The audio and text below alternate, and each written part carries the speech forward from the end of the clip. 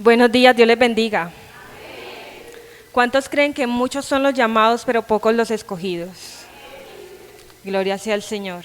Yo le invito a que busque en su Biblia, celu Biblia, Biblia física.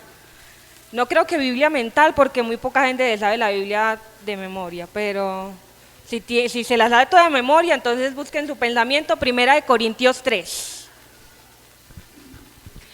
1 Corintios 3. Y mientras buscan, voy a dar algunos anuncios. El hermano Wilberto, por favor, se queda un momentico después del servicio. No lo voy a acusar con el pastor, tranqui. Juan Guillermo también, porfa. Y 1 Corintios capítulo 3, del 1 al 23. Significa que hoy a qué hora vamos a salir?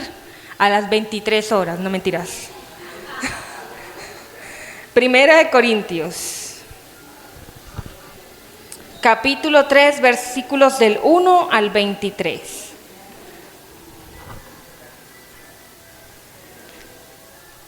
Voy a leer para ustedes en la versión Reina Valera del 60.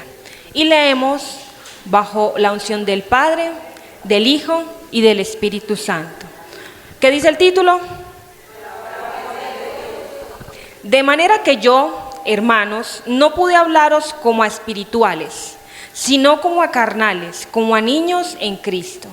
Os di a beber leche y no vianda, porque aún no erais capaces, ni sois capaces todavía, porque aún sois carnales, pues habiendo entre vosotros celos, contiendas y disensiones, no son carnales y andáis como hombres. Porque diciendo el uno, yo ciertamente soy de Pablo, y el otro, yo soy de Apolos, no soy carnales. ¿Qué es pues Pablo y qué es Apolos? Servidores por medio de los cuales habéis creído, y eso según lo que a cada uno concedió el Señor. Yo planté, Apolos regó, pero el crecimiento lo ha dado. Así que ni el que planta es algo, ni el que riega, sino Dios que da. Y el que planta y el que riega son una misma cosa, aunque uno recibirá su recompensa conforme a su labor. Porque nosotros somos y vosotros sois edificio de Dios, conforme a la gracia que Dios me ha sido dada. Yo, como perito arquitecto, puse el fundamento y otro edifica encima, pero cada uno mire cómo sobreedifica, porque nadie puede poner otro fundamento que el que está puesto, el cual es, y sobre este fundamento, y si sobre este fundamento alguno edificare oro, plata, piedras preciosas, madera, heno, hojarasca, la obra de cada uno se hará manifiesta, porque el día la declarará. ¿Pues por qué? Y la obra de cada uno, cual sea el fuego, la probará. Si permaneciere la obra de alguno que sobreedificó, recibirá la recompensa. Si la obra de alguno se quemare, él sufrirá pérdida. Si bien él mismo será salvo, aunque así como por fuego. ¿No sabéis que sois templo de Dios y que el Espíritu de Dios mora en vosotros? Si alguno destruyere el templo de Dios, porque el templo de Dios, el cual sois vosotros, santo. Nadie se engaña a sí mismo. Si alguno entre vosotros se cree sabio en este siglo, hágase ignorante para que llegue a ser sabio. Porque la sabiduría de este mundo es insensatez para con Dios. Pues escrito está, Él prende a los sabios en la astucia de ellos. Y otra vez, el Señor conoce los pensamientos de los sabios, que son vanos. Así que ninguno se gloríe en los hombres, porque todo es vuestro. Leamos juntos. Sea Pablo, sea Apolos, sea Cefas, sea el mundo, sea la vida, sea la muerte, sea lo presente, sea lo porvenir, todo es vuestro, y Cristo, y vosotros de Cristo, y Cristo. Gloria sea al Señor, oremos. Dios Todopoderoso, te doy muchísimas gracias porque tu palabra, oh Señor, ha sido revelada a cada uno de nosotros. Y conforme a la medida de la fe nos has dado entendimiento para poder, oh Señor, comprobar cuál es tu voluntad agradable y perfecta para nuestra vida. Tú nos has dado, oh Señor, todas las herramientas necesarias. Por eso, imploramos al Espíritu Santo de Dios en esta mañana para que abra los ojos de nuestro entendimiento y nos permita ver, oh Señor, qué quieres revelar a nuestra vida, oh Dios. Permítanos también poner en práctica todo lo que aprendamos en esta mañana y que el fundamento de esta iglesia, oh Señor, sea la fe y el conocimiento del Dios Todopoderoso y de su Hijo amado Jesucristo y el poder del Espíritu Santo. Amén. Gloria sea al Señor. Puede tomar su lugar. Muchísimas gracias. Para los que no saben por qué nos colocamos de pie cuando leemos la palabra, yo le instruyo. Es como un acto de reverencia. Gloria sea al Señor. Hoy vamos a hablar un poco de fundamentos de la iglesia. ¿Por qué? Yo ya llevo varios meses leyendo Apocalipsis. Apocalipsis es un libro que no me gusta, pero no porque no sea palabra de Dios, sino porque mucha gente lo toma como el libro de predecir el futuro. Entonces la gente habla mucho acerca de cosas que no conoce, ¿cierto? Y comienzan a dar especulaciones ridículas acerca de cómo va a venir, y eso a lo largo del tiempo le he cogido como un poco de fastidio, no a la palabra, sino a lo que dicen de la palabra. Entonces yo dije, no, Señor, seguro, si yo lo he estado estudiando por tanto tiempo, seguro hoy vamos a hablar del 666, la marca de la bestia, bla, bla, bla, bla. Pero el Señor dijo, no, qué tristeza, pero no, ¿cierto? No vamos a hablar de ese tipo de cosas. ¿Por qué? Usted lo va a descubrir, sea al inicio de la predicación o sea al final. ¿Por qué al inicio? Al inicio puede ser por revelación del Padre y al final también puede ser por revelación del Padre. Cada uno, Señor, Dios le dará la medida de la fe que sea necesaria. Entonces, este capítulo, que parece ser uno de los más largos de los que he predicado, porque ya yo les he hablado a ustedes de Corintios, ¿cierto? De esta hermosa iglesia, muestra 3 imágenes de la iglesia. Por eso se llama la enseñanza de hoy Fundamentos de la Iglesia. Es necesario que cada uno de nosotros entienda bajo qué creencias está fundamentado. ¿Amén? ¿O no amén? Amén. Entonces, imagínense que ustedes se enfrentan a alguien de afuera, pero esta persona de afuera sabe más de los fundamentos de su propia fe que usted de la suya. Adivinen quién va a perder la pelea. Usted. ¿Por qué? Porque si le preguntan por qué esta iglesia se llama Iglesia Evangélica Interamericana, usted no sabe, ¿cierto? Usted no sabe. Y se dice, ¿verdad? ¿Por qué se llama? Porque los wesleyanos saben por qué se llama Iglesia Wesleyana. Los de la presbiteriana también saben por qué se llaman presbiterianos. Pero ustedes, ¿por qué se llaman interamericanos evangélicos? ¿Por qué su denominación es diferente? ¿En qué se fundamenta eso, cierto? Esa no es la pregunta que voy a responder hoy, pero el objetivo aquí es que muchos de nosotros andamos dentro y fuera de la iglesia sin tener los fundamentos o las bases firmes de nuestra fe. Pablo en este capítulo da 3 imágenes de la iglesia, y al utilizar estas 3 imágenes de la iglesia señala lo que supone es la meta del ministerio en la iglesia, y eso es lo que vamos a aprender hoy. ¿Cuáles son esas metas del ministerio en la iglesia? La primera meta es que la iglesia es una familia y la meta es la madurez. Repita conmigo, la iglesia es una familia y la meta es la madurez. La segunda imagen es que la iglesia es un campo y la meta es la iglesia es un campo y la meta es la cantidad. Y como tercera imagen es que la iglesia es un templo y la meta es la calidad. Esas son las 3 imágenes y los 3 puntos en el que vamos a estar hablando a lo largo de la mañana, hasta que acabe el servicio. Entonces, empecemos por la primera parte. ¿Cuál es la primera parte? La iglesia es una familia y la meta es... Pablo ya había explicado en el capítulo 2, es más, devuélvase o pase la hoja dependiendo de la Biblia que tiene. En el capítulo 2, verso 15, dice de la siguiente manera. 14. Pero los que no son espirituales no pueden recibir estas verdades. Estoy leyendo la Nueva Traducción Viviente. 14, versículo 14. 2, 14 y 15. Pero los que no son espirituales no pueden recibir estas verdades de parte del Espíritu de Dios. Todo les suena ridículo y no pueden entenderlo porque solo los que son espirituales pueden entender lo que el Espíritu quiere decir. Pablo aquí estaba hablando de las personas. No leyeron, vuélvanlo a leer. Lean Corintios 2:15, 14 y 15.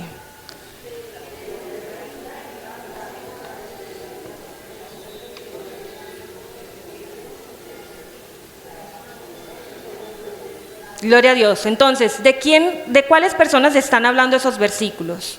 La primera persona es espiritual, ¿cierto? ¿Cuál es esta persona espiritual? La que se salva, la que anda en el Espíritu. Eso lo vemos en el discipulado y los que están del discipulado aquí lo saben porque justo el viernes vimos acerca del Espíritu, ¿cierto? Los que son espirituales andan en el Espíritu y los que son carnales andan ¿qué? Muy bien, entonces hay dos tipos de personas que expone Pablo en el capítulo 2. Las personas espirituales y las personas carnales, o las personas naturales y las personas espirituales. Las naturales son las mismas carnales, es decir, que no conocen, no entienden lo espiritual. Y las espirituales sí entienden. Háblele usted a una persona inconversa acerca de la gracia. Él no va a entender que la gracia es un don o un regalo no merecido, sino que se va a confundir. Y tiene toda la razón, no es una persona espiritual, es una persona natural o carnal, como le dice la palabra. Pero en este capítulo, Pablo está hablando de dos tipos de personas más, que son la persona, ¿cierto? O el cristiano carnal o inmaduro y el cristiano que es maduro. Entonces, o espiritual, no espiritual. Entonces, ahora situémonos en tres cosas. Está la persona natural o carnal, que es la que no distingue entre las cosas del espíritu. Está la persona espiritual, que obviamente anda ¿en qué? En el espíritu. Y están dentro de las espirituales están dos tipos de personas: las que son carnales o inmaduras y las que son maduras en la fe. ¿Vamos bien hasta ese momento? Un creyente madura al permitir que la palabra de Dios entre en su vida y lo moldee. Esa es la única forma en que un creyente puede madurar en la fe. Usted no madura escuchando predicadores, ¿cierto? Usted madura dejando que la palabra hable a su vida. Por eso es que es bueno ver predicadores, claro que sí, pero quien da la palabra, quien da el crecimiento que dice el capítulo, ¿es quién? Es Dios. ¿Dios por medio de qué? Exactamente. El creyente que es inmaduro vive para las cosas de la carne y tiene poco interés en las cosas del espíritu. Entonces, el creyente maduro crece y se alimenta de lo que es del espíritu, mientras que el creyente inmaduro, ¿cierto?, no tiene ningún interés por las cosas del espíritu. Ahora usted viene a decirme, Tatiana, no tiene sentido que tú digas creyente carnal, ¿cierto? No sería como una contradicción, porque un creyente puede ser carnal. Hay personas que dentro de la iglesia reciben al Señor, pero no andan conforme a las pisadas del Señor. Entonces andan parcialmente conforme al Espíritu, ¿cierto? Andan parcialmente, o sea, como que una parte de su vida tiende a andar, pero la otra no. Y de hecho, eso es el mensaje que Dios le da a una de las iglesias en Apocalipsis. Qué bueno sería, le dice a esta iglesia, que me obedecieras completamente, porque lo están haciendo a medias. Entonces, Pablo fue el padre espiritual de los corintios. ¿Por cuánto tiempo? Por 1 año y medio. O sea, miren, el apóstol Pablo estuvo con los corintios 1 año y medio fundamentando la fe, enseñándole este tipo de cosas a la iglesia. Esto es fundamento de la fe. Año y medio. Si ustedes hubieran estado, yo digo, si los corintios hubieran estado, sin menospreciarme, obviamente, conmigo, bueno, algo se les escapa, ¿cierto? Porque uno no es perfecto, pero era Pablo, amigos. Era Pablo quien estaba con los corintios y no estuvo 6 meses, fue año y medio. Hasta que le llegó esta carta de los de Cloé diciendo, venga, es que los corintios en la iglesia tienen una discutidera acerca de, yo soy de Pedro, yo soy de Apolos, yo soy de Pablo, yo soy de Cristo, pero no se acaba ahí. La carta que recibió Pablo es tan extensa como el libro de Corintios. Él está aquí tratando todos los problemas que fueron enviados a él, que tenía la iglesia de Corintios. Y ustedes saben que uno de los problemas también era que estaban tomando la cena de Dios indignamente. Porque yo alguna vez se los enseñé acá. ¿Qué dice la palabra de Dios? Que el que toma del pan y bebe de la copa indignamente, ¿qué es lo que recibe? Juicio come y bebe para sí. Por lo cual cada uno tiene que examinarse y ver si ustedes van a tomar de la copa, ¿cierto? Y van a comer del pan indignamente. Los corintios estaban siendo, ¿cierto?, unos muy malos cristianos. Entre todas estas cosas, tampoco los corintios querían a Pablo. Noten lo que dice el primer capítulo en el primer versículo. Yo, Pablo, elegido por la voluntad de Dios para ser un apóstol de Cristo Jesús, escribo esta carta junto con nuestro hermano Sóstenes. ¿Por qué Pablo tenía que decir que él era elegido por la voluntad de Dios? Porque la iglesia de los corintios ya no estaba aceptando a Pablo. O sea, Pablo en el primer versículo les estaba diciendo, yo no estuve allá en la iglesia porque ustedes me escogieron a mí. Fue porque Dios me escogió para estar entre ustedes. Lo mismo pasa con nosotros, la familia pastoral. Nosotros estamos aquí no por voluntad de ustedes, lastimosamente, mis queridos hermanos. Estamos aquí por la voluntad ¿de quién? De Dios. Y si Dios nos saca, nos va a sacar por su voluntad. Si usted está aquí, está por la voluntad ¿de quién? De Dios. Y si Dios lo saca, va a ser por su voluntad. Entonces, eso era lo que estaba pasando en Corintios. Desde el principio hay problemas. No estaban considerando a Pablo como un elegido de Dios para ejercer el ministerio dentro de la iglesia. Y además de eso, estaban comportándose como personas que no conocían de Dios. ¿Qué es lo que dice el primer versículo? ¿Cierto? Tuve que hablarles como si pertenecieran a este mundo o como si fueran niños. ¿Por qué? Versículo 3, porque todavía estaban bajo su naturaleza pecaminosa.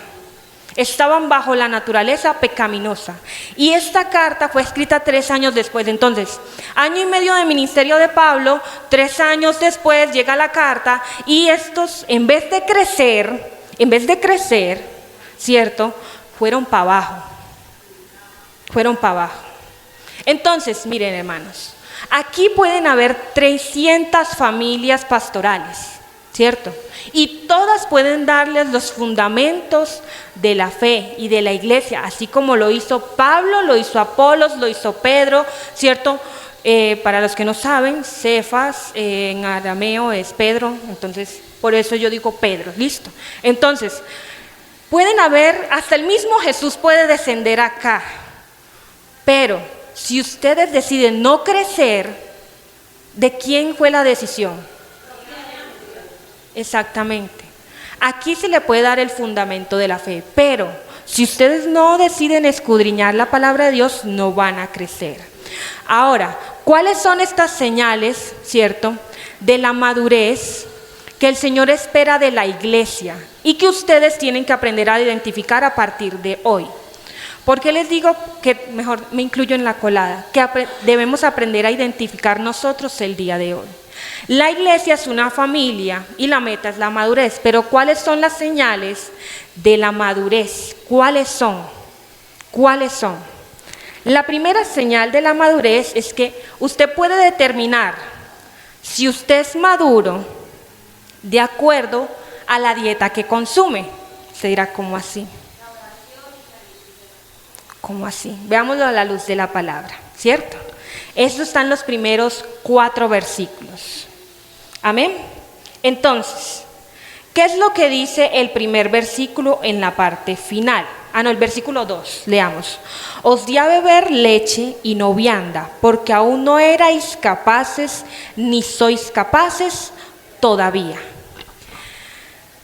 Pablo aquí no está hablando de, como la gente piensa, de que él está hablando del tipo de comida. No, él no está hablando de leche y carne.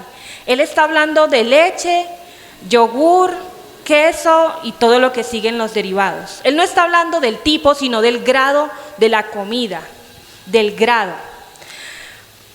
Miren esto, la historia de Jonás se puede enseñar aquí, ¿cierto? La historia de Jonás se puede enseñar en un seminario bíblico, ¿cierto, pastor? Amén. La historia de Jonás se puede enseñar en el ministerio de los niños. Pero ¿cuál es la diferencia entre uno, el otro y el otro?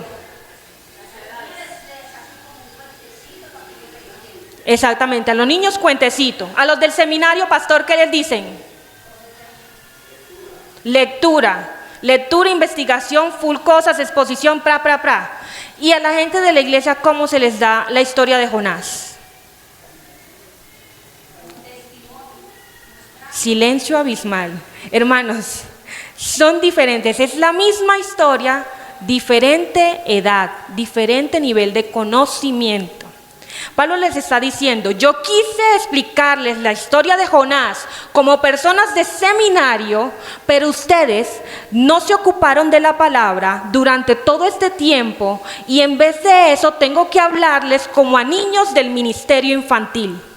Se los está diciendo acá. Ustedes, corintios, ¿qué les está pasando? O sea, 5 años en la congregación y no han crecido. ¿Sobre qué cosas están haciendo para edificar la iglesia en ustedes y la iglesia aquí? 5 años aquí, y no han hecho nada. Eso les está diciendo Pablo. Eso les está diciendo Pablo. Y nos está diciendo Pablo a nosotros hoy. Porque si usted cree que no es para usted, déjeme decirle que usted está aquí por la voluntad de ¿quién? Y si Dios lo trajo aquí es porque algo debe haber que usted, el Señor, le quiso dar a beber, le quiso dar a comer vianda y usted sigue tomando leche. Usted no es un bebé espiritual. ¿Cuántos años lleva en la congregación? ¿Cuántos años lleva aquí? Y todavía tienen que darle leche. Este cuento de las contiendas entre yo soy de Pablo, yo soy de Pedro, yo soy de Apolos, ¿eso qué es? ¿Eso qué es? Está diciendo Pablo, ¿eso qué es? Contender en base a cosas que solo harían los niños. ¿Acaso no contienden los niños, cierto? ¿Por quién es mejor? Spider-Man, Superman, la Mujer Maravilla, ¿cierto? Contienden a base de personajes, de personas. Ustedes están igual que los niños. ¿Quién es mejor? Spider-Man, Superman. Están ahí, ¿cierto? Entonces, la primera señal de madurez es que usted ha cambiado del tipo de alimento, del grado del alimento. Pasó de consumir leche a consumir queso, yogures y otros derivados lácteos, ¿cierto? Eso es lo que le está diciendo el apóstol Pablo como la primera señal de la madurez. La palabra de Dios dice la misma palabra que Él es la leche, que Él es la miel, que Él es la carne, porque también dice, no solo de pan vivirá el hombre, también Él es el pan, la palabra de Dios. Entonces, si usted no tiene una dieta balanceada, yo no he visto al primer hombre crecer comiendo papilla, ¿listo? ¿Usted lo ha visto? No. Yo no crecí a base de papillas. En algún momento me dieron papilla y luego pasaron a la misma zanahoria, pero ya no en papilla, ya no en cremita, sino que fue ya picadita, en tajadas, sofrita, con carne, ¿cierto? Entonces, ¿qué pasa? Estamos comiendo la misma sopa de zanahoria desde que empezamos en la fe. Hay que madurar. Esa es la primera señal de madurez. ¿Vamos hasta ahí bien? La segunda señal de la madurez es que el creyente inmaduro sabe poco del ministerio actual de Cristo en el cielo. Será como así. ¿Cómo así? ¿Cómo así? Un cristiano inmaduro conoce las historias, conoce Jonás, conoce todo. Un cristiano inmaduro se puede saber toda la Biblia. No, en Primera de Corintios tal, en Crónicas tal, Segunda de Reyes tal, Isaías tal, se puede saber todo. Pero aún así no entender las verdades espirituales detrás de cada porción de la palabra. Interpretan mal las escrituras. ¿Por qué? Porque dejaron de lado la misma escritura. Usted puede saberse la Biblia completa, pero cuando usted responde en su devocional, ¿cuál es la aplicación que tiene esta palabra para mi vida? Se quedan siempre en la leche y no pasan a la vianda. No, eso es quedarse en la leche. Acomodar la palabra a mi voluntad es quedarme en la leche y no pasar a la vianda. Dejar que el Espíritu me hable con verdades espirituales, con verdades que proceden de lo alto, ¿cierto? Es permitir que el Señor me dé vianda y no esté tomando yo leche todo el tiempo. ¿Qué dice segunda de Corintios 2, del 6 al 7? Léalo. Voy a leerlo en la versión Nueva Traducción Viviente. Sin embargo, cuando estoy con creyentes maduros, sí hablo con palabras de sabiduría, pero no la clase de sabiduría que pertenece a este mundo o a los gobernantes de este mundo, quien pronto son olvidados. No la sabiduría de la que hablamos es el misterio de Dios, su plan que antes estaba escondido, aunque Él lo hizo para nuestra gloria final, aún antes de que comenzara el mundo. Esa es 1 Corintios 2, del 6 al 7. Entonces, la persona inmadura, dice acá Pablo, sin embargo, cuando estoy con creyentes maduros, sí hablo con palabras de sabiduría, ¿cierto? Cuando estoy con creyentes maduros, sí hablo con palabras de sabiduría. Sí puedo darles vianda. Sí podemos hablar del 666, de escatología, sí podemos hablar todo eso, porque han crecido. Sí podemos, eso fue lo que me dijo el Señor. Claro que sí, sí podemos, pero no hoy. ¿Por qué? Porque todavía estamos en la leche. Y tenemos que pasar la vianda. Ahora, más de uno está diciendo, no, mija, yo llevo aquí 30 años en el Evangelio. O sea, ¿leche? Yo no tomo leche. Yo como sudado. Yo como frijoles, bandeja paisa. O sea, una niña como tú no viene acá a decirme a mí que yo estoy tomando leche. Vuelvo y le repito, no soy yo. Es Dios, porque en este momento estoy aquí elegida por la voluntad del Señor. Y usted está recibiendo la palabra de ¿quién? Entonces, si Dios le está diciendo de que hay un aspecto en su vida en el cual usted es un inmaduro, entonces, ¿qué es lo que usted tiene que hacer? Empezar a cambiar. Ahora, el otro punto, otra señal de la madurez es que el cristiano maduro practica el amor y busca llevarse bien con los demás. ¿Qué era lo que estaba pasando con los corintios en este pasaje? Como estaban divididos uno del otro, entre quién era el mejor, Apolos, Pedro, Cristo, Pablo, ¿cierto? No se llevaban bien entre ellos. Entonces estaban con una discutidera. Karol G es mejor que, no sé, Ivy Queen, como los pelados de ahora. Bad Bunny es mejor que... No, yo no me sé los nombres de los reggaetoneros. Les fallé, jóvenes, les fallé.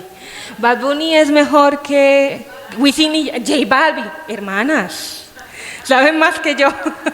Bad Bunny es mejor que J Balvin es mejor que Daddy Yankee. No, Daddy Yankee ya se retiró, hermana. Peleas ridículas, todos son reggaetoneros, déjenlos ser. Peleas ridículas. Pablo, cierto, estaba ahí, Apolos estaba ahí, Pedro estaba ahí, pero quien realmente daba el crecimiento era el Señor. quien realmente daba el crecimiento era el Señor. Entonces, ¿por qué les gusta andar peleando como los niños? Mi papá es el mejor que el tuyo. Mi papá es el mejor que el tuyo porque mi papá sabe pelear mejor que el tuyo. Así son los niños en el preescolar. Así son. Entonces ustedes te parecen en el preescolar. La predicación del pastor es mejor que la de la hermana Tatiana. Porque la hermana Tatiana, entonces todo el tiempo... La hermana Julis canta mejor que la hermana Tatiana. Porque la hermana Julis... ¿Qué es eso? Vienen adentro de la iglesia ¿a qué? A adorar al Señor y a escuchar la palabra que Dios tiene para ustedes o a comparar entre creyentes. A contender entre ustedes por ridiculeces. Todos aquí somos un ¿qué? Un cuerpo. ¿Y la cabeza quién es? Entonces puede decirle la mano izquierda a la mano derecha, venga, tú no sirves para nada. ¿Sí? No. Entonces, una persona que es madura en la fe busca llevarse bien con todos y no andar en contiendas, ni en chisme, ni en disensión, que era lo que estaba condenando Pablo aquí en el capítulo 3. ¿Qué es esa manera de llevarse? Por último, la última señal de la madurez es que un creyente maduro utiliza sus dones como herramientas con las cuales construir, en tanto que un creyente inmaduro utiliza sus dones como juguetes con los cuales jugar y decir, mi juguete es mejor que el tuyo. Una vez escuché a una de mis amadas del discipulado decir, una vez entré a una iglesia y una señora me dijo, es que, venga, ¿y usted por qué no habla en lenguas?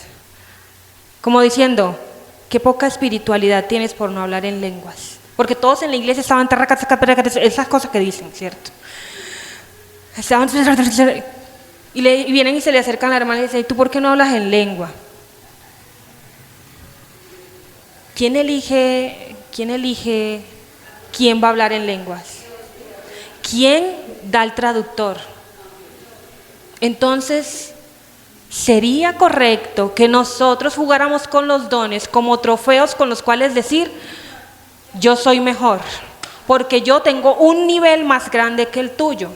Yo ya sé manejar homilética, exegética y todas las que terminen en gética, ¿cierto? Porque ya yo estuve en el diplomado de Biblia y Ministerio Cristiano que dan en el seminario, y te puedo dar una vuelta al derecho y al revés.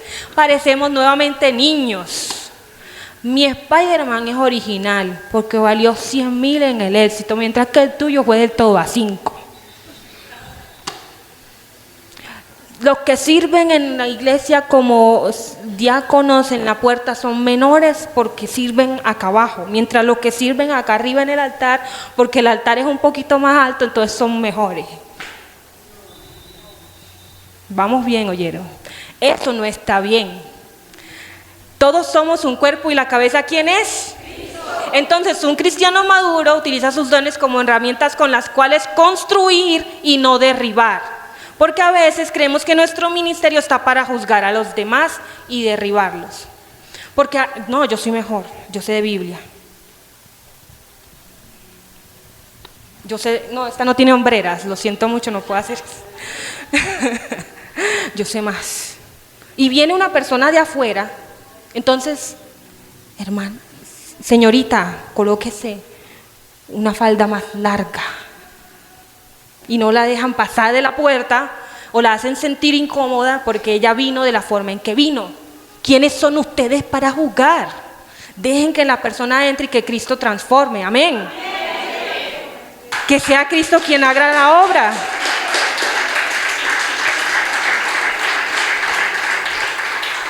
Entonces aquí vimos las 4 señales de la madurez. La primera señal es que uno es maduro por la dieta que tiene, ¿cierto? La segunda es que uno es maduro si entiende las verdades espirituales detrás de la palabra, ¿cierto?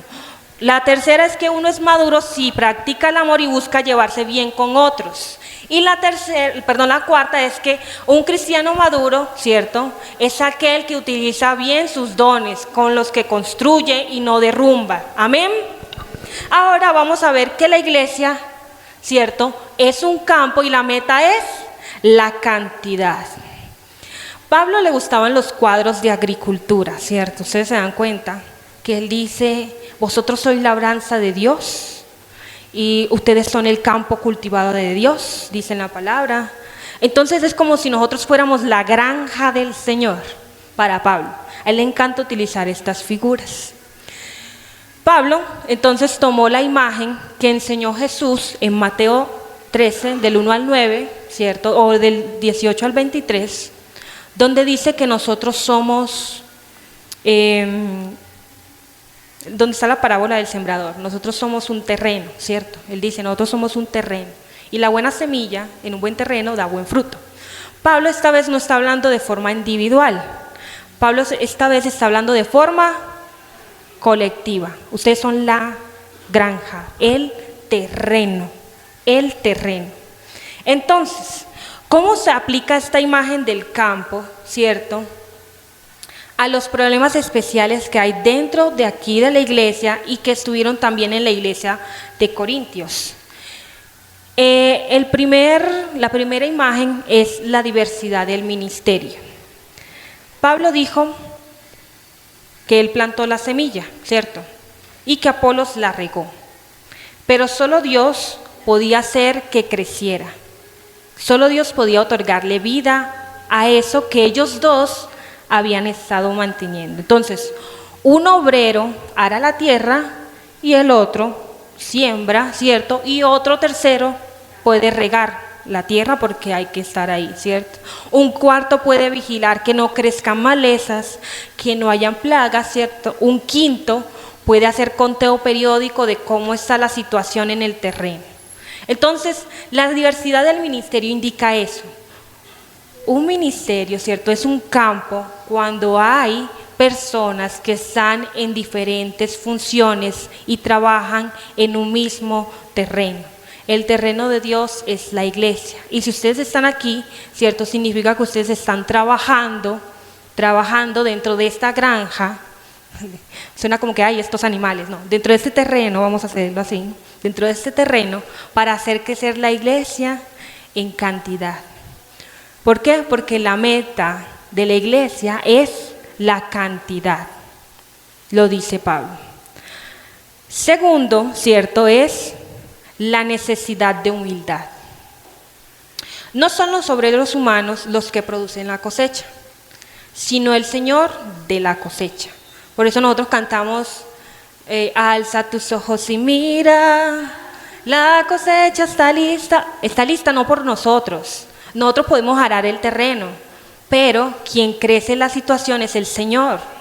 Entonces, por eso ahí dice la necesidad de humildad. Usted puede hacer muchas cosas en la iglesia, pero usted no es el que la hace crecer, es el Señor. ¿Listo?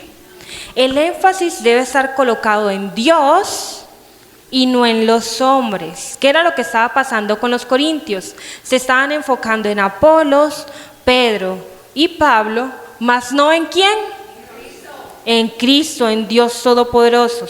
Los corintios estaban orgullosos de sus tareas y de su iglesia. Ay, la iglesia del 1.000.000 de almas. Solamente estoy diciendo una referencia, no estoy condenando la iglesia del 1.000.000 de almas. Pero los corintios estaban como, esta iglesia tiene 1.000.000 de almas.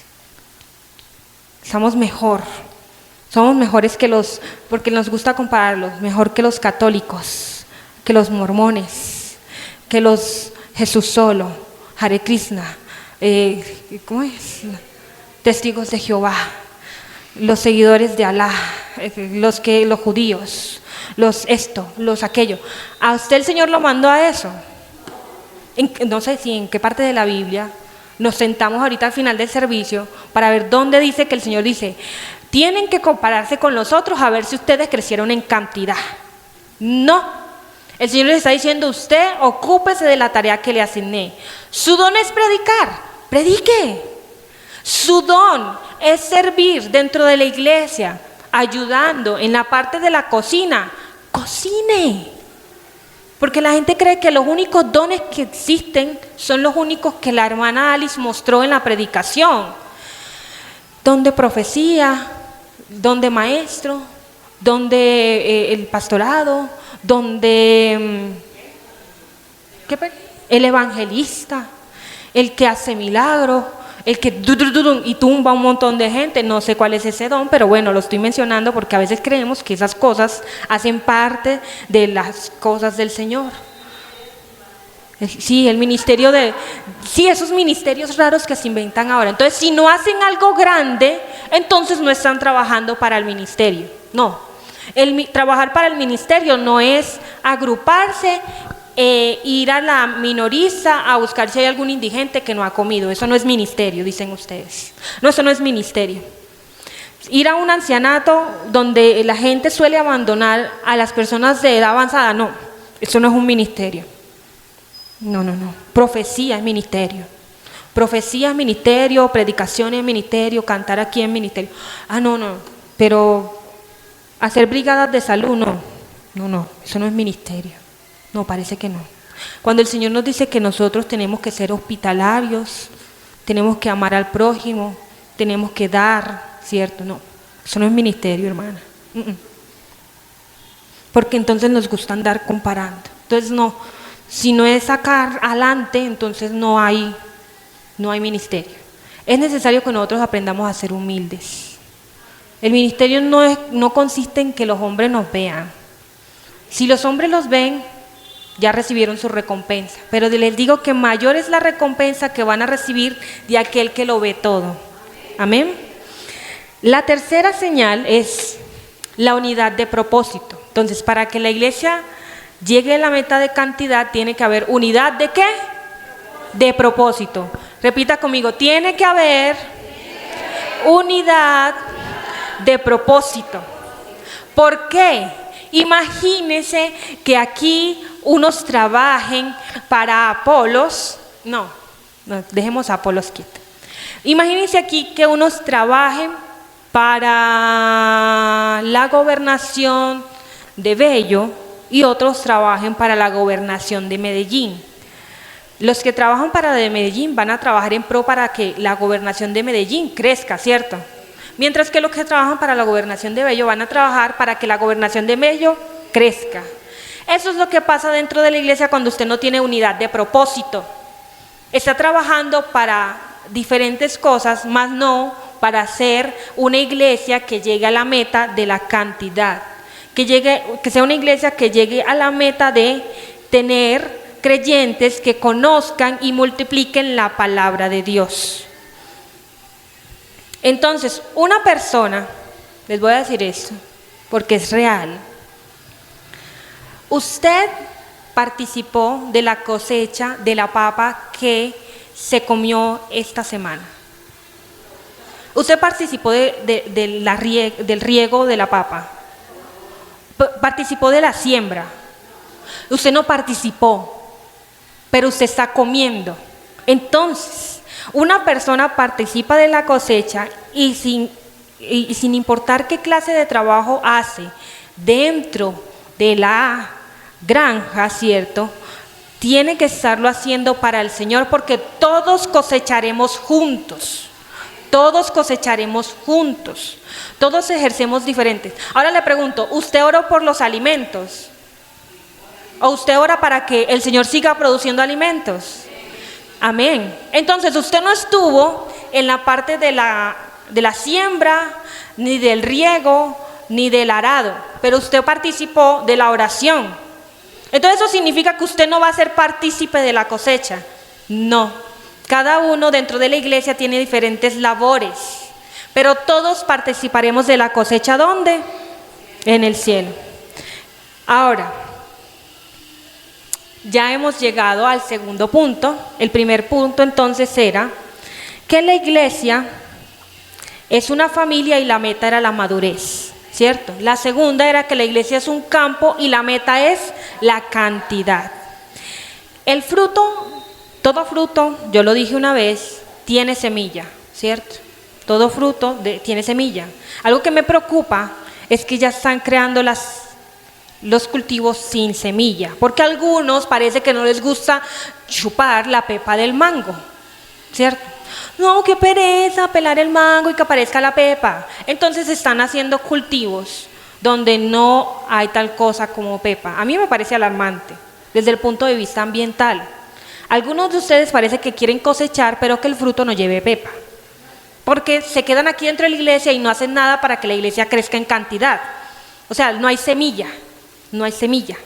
Si el fruto de nuestro ministerio es genuino, entonces nosotros vamos a tener una semilla que va a dar fruto después. Si ustedes no son genuinos, les pregunto, ¿cuántas de las personas de las que ustedes evangelizaron están dentro de la congregación o están siendo cristianos en otras congregaciones? Un fruto genuino produce fruto, punto final. Porque todo fruto tiene su semilla, pero no, es mejor dentro de la iglesia, un lugar seguro. El último punto entonces sería, ¿cierto?, que la iglesia es un templo y la meta es la calidad. Y eso está en los versículos del 9, la parte B, hasta el final, en la parte 23. Leamos juntos esa parte. Vamos a leerlo desde el 9b hasta el 23. No me preocupe que si le aburre estar aquí adentro de la iglesia conmigo hablando, imagínese en la eternidad. ¿Cierto?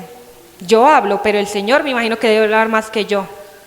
Entonces, si le da fastidio estar aquí una hora, qué triste, porque no creo que vaya al cielo. Entonces, vamos a leer desde el 9. Porque nosotros somos colaboradores de Dios y vosotros sois labranza de Dios, edificio de Dios. Conforme a la gracia de Dios que me ha sido dada, yo como perito, arquitecto, puse el fundamento y otro edifica encima, pero cada uno mire cómo sobreedifica. Porque nadie puede poner otro fundamento que el que está puesto, el cual es Jesucristo. Y si sobre este fundamento alguno edificare oro, plata, piedras preciosas, madera, heno, hojarasca, la obra de cada uno se hará manifiesta, porque el día la declarará, pues por el fuego será revelada, y la obra de cada uno, cual sea, muchas gracias, el fuego la probará. Si permaneciere la obra de alguno que sobreedificó, recibirá recompensa. Si la obra de alguno se quemare, él sufrirá pérdida, si bien él mismo será salvo, aunque así como por fuego. ¿No sabéis que sois templo de Dios y que el Espíritu Santo de Dios moró en ustedes? Si alguno destruyere el templo de Dios, Dios le destruirá a él, porque el templo de Dios, el cual sois vosotros, santo es. Vamos a dejarlo hasta ahí por un momento. Usted lee esta parte y usted dice, no, Tatiana, ahí de lo que está hablando Pablo es que todos edificamos encima de Cristo, ¿cierto? Todos edificamos encima de Cristo, pero algunas personas utilizan materiales como piedras preciosas, como heno, como hojarasca, ¿cierto? Entonces, algunos utilizan materiales de buena calidad y los otros utilizan materiales de buena calidad. La clase de material entonces determina, lo que utilices determina la clase de recompensa que vas a obtener. Y hasta ahí se quedan ustedes, con la leche, eso es todo. Pero Pablo no está hablando de usted, está hablando del grupo. Está hablando del grupo. Dice que todos aquí, dentro de la congregación, nuestro fundamento, ¿quién es? Cristo Jesús. Cristo Jesús.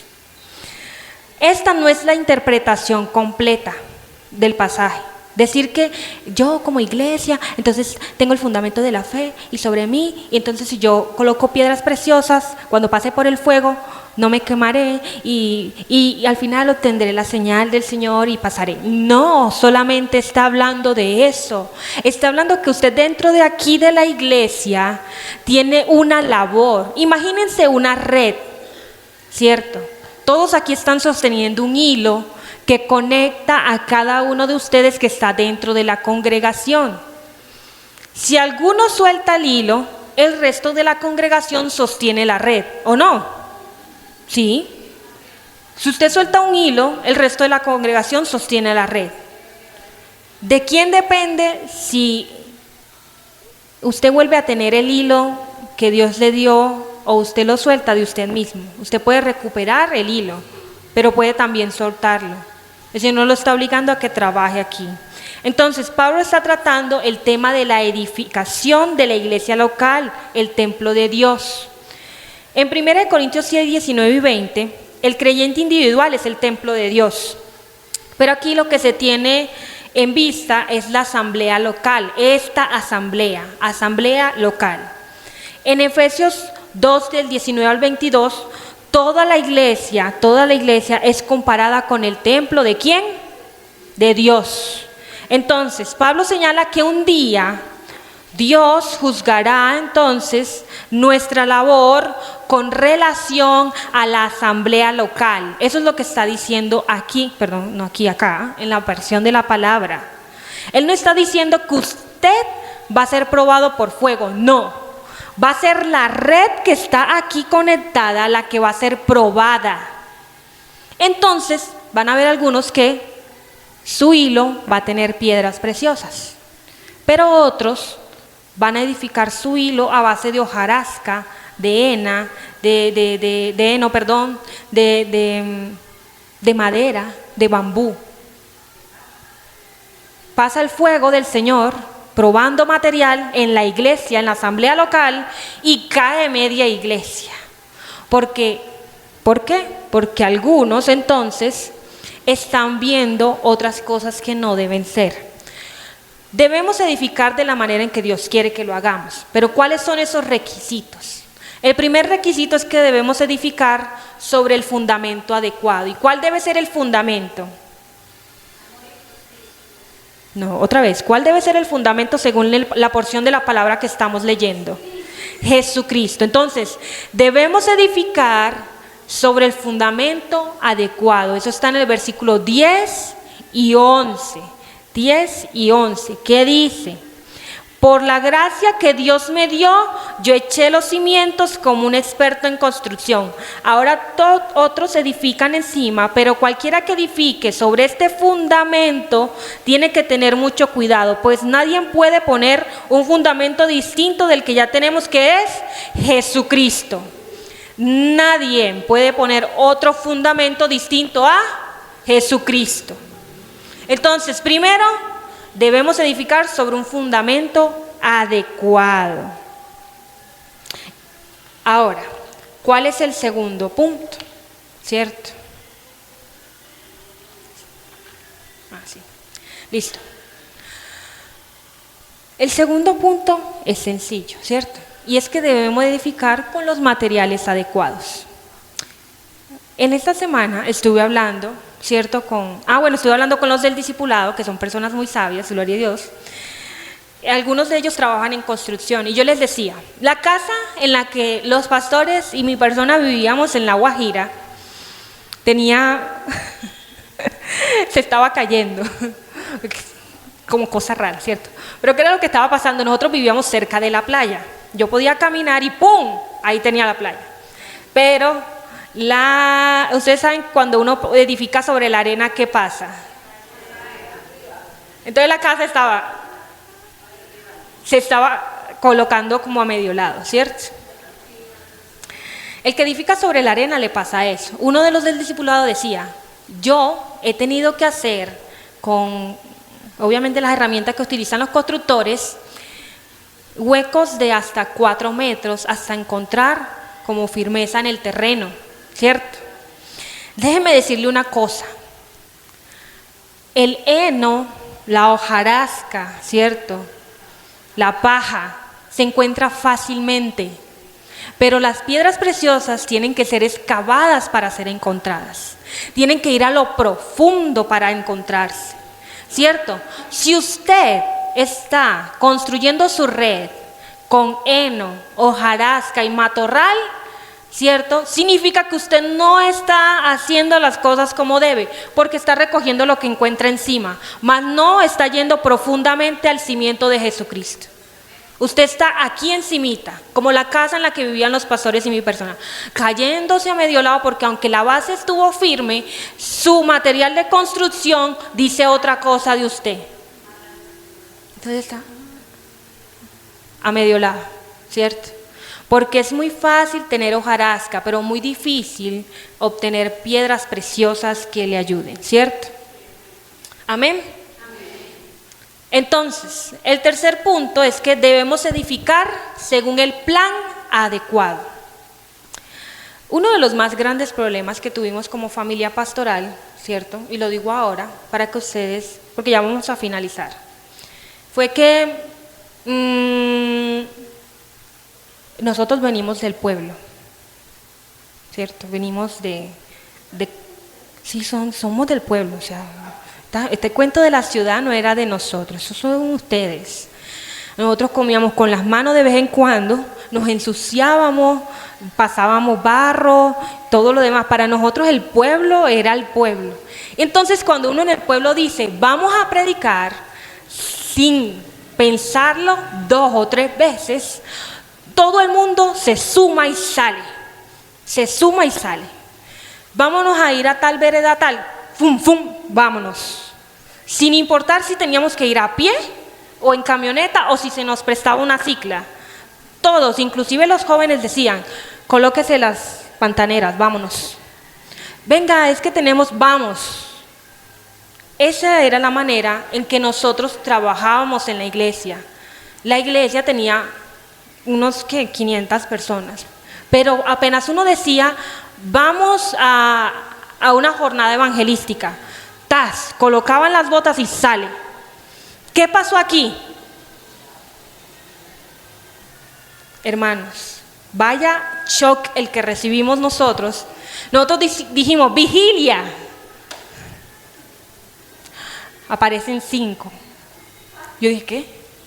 O sea, yo esperaba que, como eran de ciudad, el brillo del Espíritu Santo era como un fulgor que me iba a enceguecer y iba a ser como Moisés cuando salió de la presencia del Señor, brillante. Pero nada más habían 5. Y luego yo dije, jóvenes, no apareció ni uno. Los que son de pueblo aquí me entienden. Los que son de pueblo aquí me entienden. Uno dice, vamos, y ellos van, sin pensarlo 2 veces, pero acá, no, ¿eso dónde queda? ¿Hasta qué hora es la vigilia? Si es hasta las 10 voy. No, venga, espérese, no, un ayuno, yo tengo gastritis.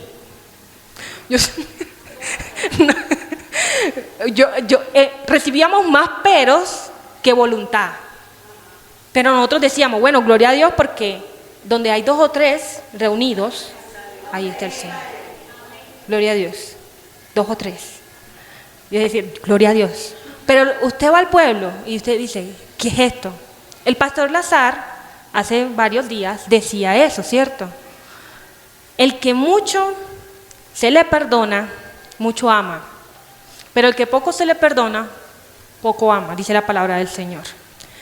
¿Qué es lo que estaba pasando acá? Que al parecer las personas no entienden que a ustedes también se les perdonó mucho.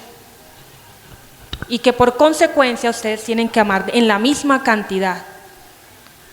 En el pueblo la gente se daba cuenta de que no estaban ahí por voluntad propia, sino por voluntad del Señor.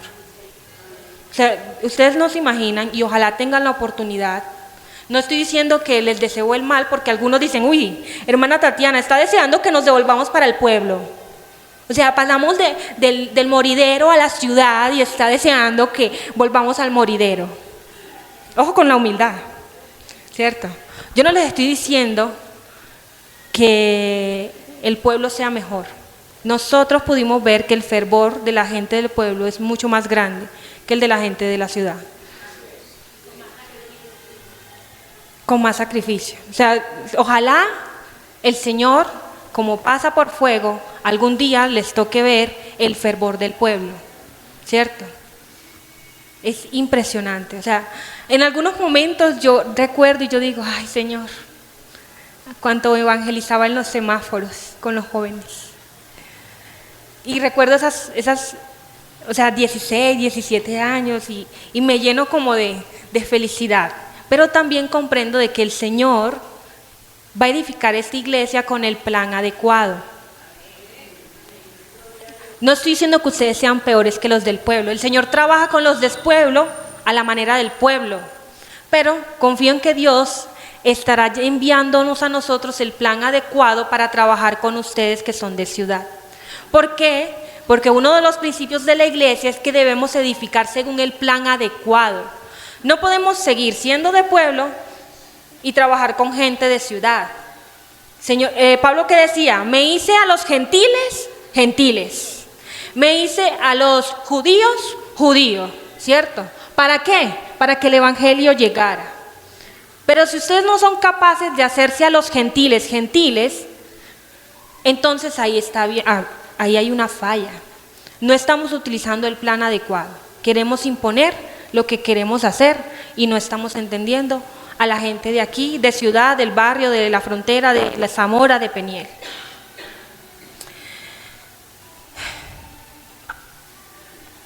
Déjenme, yo tomo agua.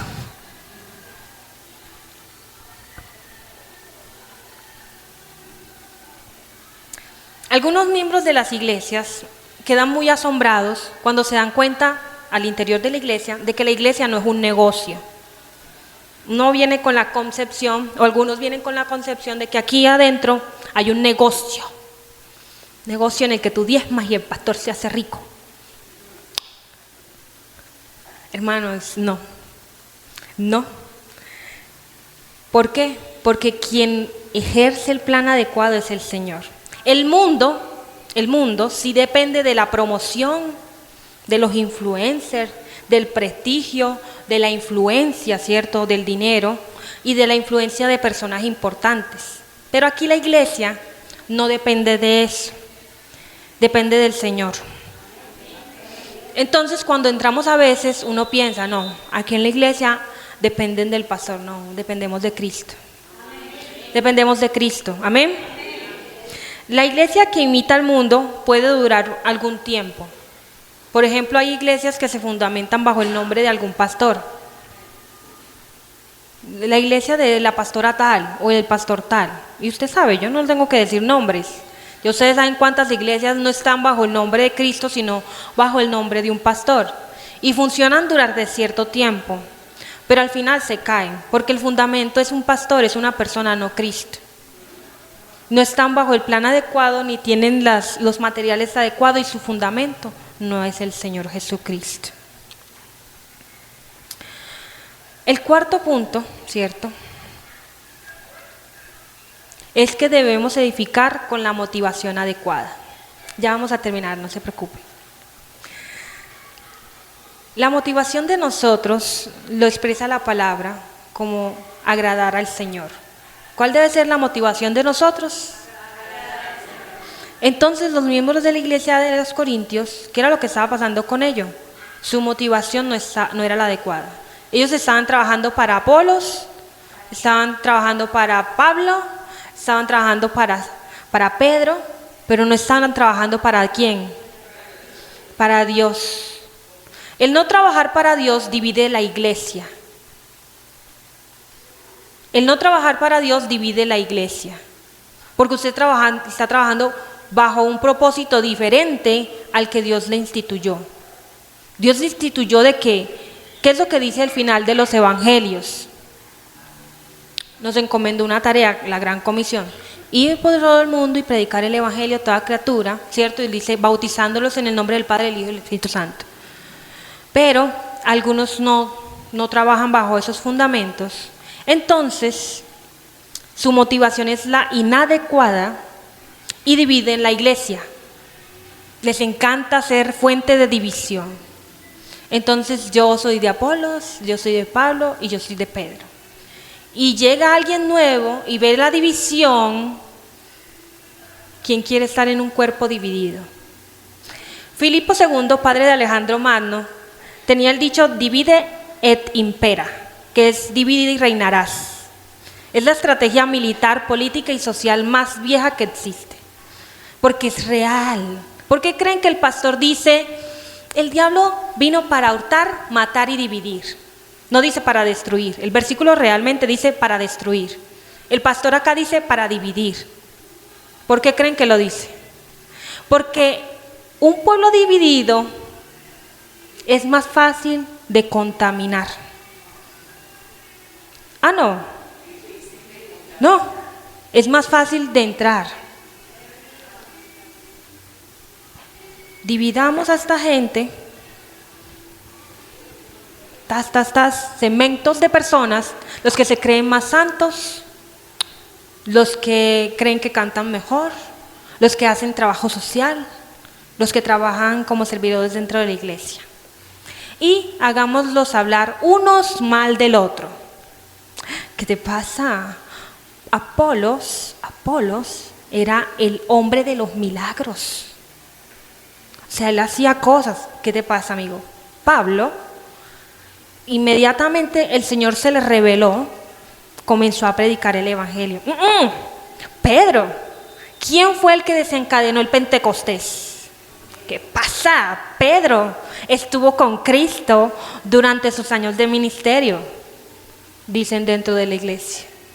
Y entonces el enemigo comienza a sembrar discordia, cizaña, chismes entre ustedes. Y ustedes, viene el pastor y les dice, eso está mal, pastor. Eso no, o sea, ¿qué era lo que estaba diciendo acá Pablo? Elegido por la voluntad de Dios para ser apóstol de Cristo Jesús.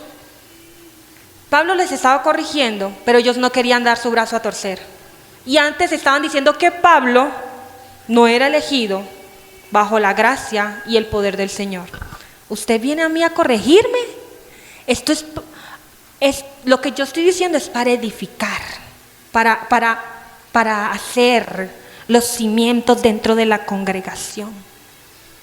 O sea, ni siquiera usted es un elegido por la voluntad de Dios para ser apóstol de Cristo Jesús. Y así se ven unos entre los otros, que cada uno tiene la razón.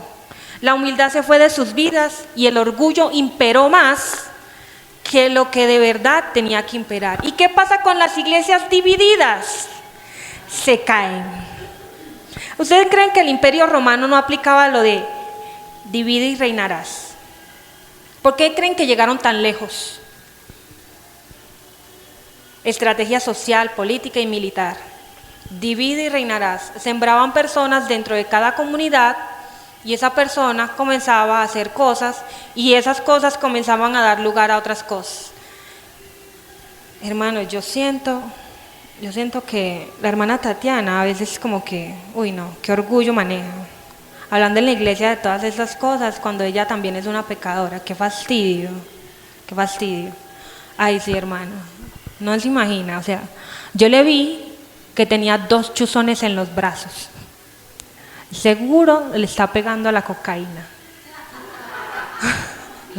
Resulta y pasa de que hoy llevo chaqueta porque tengo 2 chuzones literalmente en los brazos. Me sacaron sangre el día de ayer, entonces la enfermera se equivocó en uno y tocó coger el otro. Pero el chismoso, divisivo, calumniador, dentro, no va a decir que la hermana Tatiana fue a hacerse exámenes médicos. Si ustedes dicen, eso es una exageración, Tatiana. ¿Exageración? ¿Exageración? Las personas que me veían con mis amigos, porque yo no era de tener amigas, a pesar de que era cristiana, decían que yo era una cualquiera, porque tenía amigos hombres y no mujeres. Es muy fácil para la gente hablar, pero Dios es el que está juzgando lo que usted hace. Entonces, el Señor está diciendo, ustedes son la iglesia, ¿cierto? Ustedes son la iglesia, son una red. Y si ustedes son una iglesia, son una familia y su meta debe ser la madurez. Si ustedes son la iglesia, ustedes son un campo y la meta del campo no es que esté pelado, su meta debe ser la cantidad, la cosecha, ¿cierto? Si ustedes son la iglesia, entonces la meta como asamblea local no debe ser quedarse aquí adentro, debe ser la calidad, debe ser el evangelio y el fundamento de Jesucristo. Hay gente que en este pasaje se centra en la división, pero Pablo no está hablando de eso. Pablo está hablando que como iglesia local, nosotros vamos a ser probados por fuego. ¿Y qué dice los versículos? Que algunos van a pasar como dejando los pelos en el alambrado. Pero los que edificaron con piedras preciosas, con oro, ¿cierto? Con plata, dice acá, que va a ser algo permanente, hermoso y precioso. Algunas personas aspiran a que cuando llegue el fin, ¿cierto?, Dios simplemente como que, no, si yo llego al cielo está bien. No importa si no recibo la corona, siempre y cuando llegue está bien. A la luz del pasaje de hoy, eso estaría bien. No estaría bien. La meta de nosotros debe ser la madurez, la cantidad y la calidad. Si nosotros, dice la palabra de Dios en Apocalipsis, no trabajamos, y dice la palabra de Dios aquí, en el pasaje que estudiamos, vamos a pasar como quien deja los pelos en el alambrado. Pero si trabajamos, dice que recibiremos la corona de vida. Y dice que algunos serán piedras preciosas, mientras que otros, un alambre. Hermanos, inclinen su rostro, vamos a orar.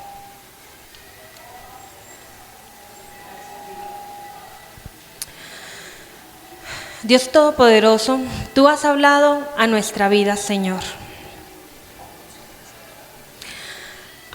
Nuestra meta como iglesia, como asamblea local, Señor, es que podamos crecer como una familia que busca la madurez. Que podamos ser una iglesia como un campo que busca la cantidad y que seamos como un templo en el cual importan la calidad del material con el cual edificamos. Señor, a veces nuestro comportamiento impide que las personas crean en el Señor y te pedimos perdón por eso. Tenemos comportamientos que son de gente carnal, Señor. Y yo le invito a que en este momento medite en cuáles son esos comportamientos que usted tiene y que son de personas carnales. Usted cristiano en el Evangelio. Padre, para los que no son cristianos y están aquí, yo te doy gracias por sus vidas. Cada uno de ellos es precioso. Señor, tú los has traído a este lugar y les has dado palabra. Y al principio ellos podrán pensar, bueno, yo no soy la iglesia, ¿qué fundamento puedo yo aprender el día de hoy? Para usted que no es cristiano, recuerde que su vida va a estar edificada sobre lo que usted construya como base, sobre lo que usted utilice como material. Y al final podrá morir 2 veces, una muerte física y una espiritual. Pero los que están en el Señor solamente morirán una vez, su muerte física, porque cuando este cuerpo salga, la palabra de Dios dice que aquellos que recibieron al Señor y creyeron y fueron bautizados son salvos. Se pueden obtener muchas cosas en el mundo, se pueden obtener muchas cosas afuera sin seguir al Señor, pero ¿cuántas de ellas tienen un significado y cuántas de ellas ayudan a edificar nuestra familia, nuestra relación con nuestros amigos y nuestra relación con Dios? Hay muchas cosas que pueden llenar su vida en esta semana, pero solo el amor de Dios va a llenar sus vidas por completo. Padre Todopoderoso, para la iglesia que está aquí y que está meditando en todo este tipo de comportamientos en los cuales han actuado, Señor, como espirituales carnales e inmaduros, Señor, en este momento te pido que nos ayudes a dejar, ayúdame a mí, Señor, a dejar mi conducta carnal e inmadura, porque no es digno de un hijo de Dios. Ayuda a la iglesia aquí presente, a la asamblea local, Señor, para que su conducta no saque de aquí a las personas nuevas, Señor. Que la división no haga que los que entren, no, Señor, se sientan como en un lugar de perdición, sino que su unidad como cuerpo de Cristo permita que otros sean acogidos dentro de la iglesia, Señor. La meta de esta iglesia es la madurez, la cantidad y la calidad. Por eso, Señor, pasa por fuego ahora mismo, Dios eterno, aquellos que han de ser probados, oh Señor. Y si tienes que quitar de aquí de en medio hojarasca, heno, madera, oh Señor, entonces te pido que la quites, oh Señor, para que solamente queden en esta asamblea local las piedras preciosas, el oro y la plata. Y que nuestro fundamento, oh Dios Todopoderoso, siempre sea tu palabra, la palabra de nuestro Señor Jesucristo. En el nombre de Jesús, Dios Todopoderoso, amén y amén. Gloria sea al Señor.